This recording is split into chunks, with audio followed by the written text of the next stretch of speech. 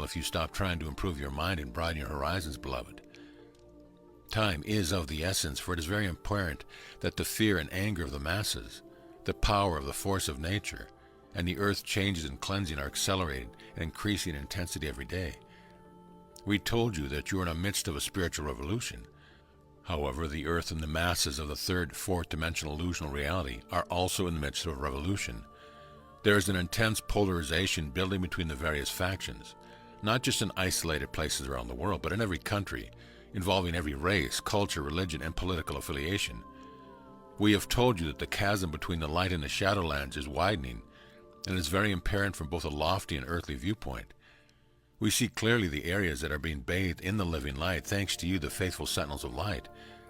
We are also seeing the swirling whirlwind of negativity and chaos building in a multitude of countries, provinces, cities, towns, neighborhoods, even among families around the world. If you are caught up in the rhetoric of the worldview news media, you cannot help but be aware that there is a feeding frenzy of negativity being spewed out into the airways and consciousness of those who are receptive to the distorted messages of sensationalism and separation.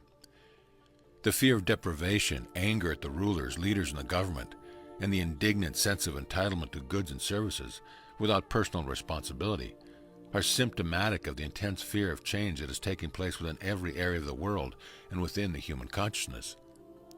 It is time for the next step in the ascension process to begin, and many of the advanced aspirants on the path are already becoming proficient and engrossed in the procedure. At this time, there's no question that those who are in any way advanced in spiritual consciousness are having their awakening evolution process hastened as never before in the history of the world, in order that they may act as transmitters and interpreters of universal law and cosmic truth.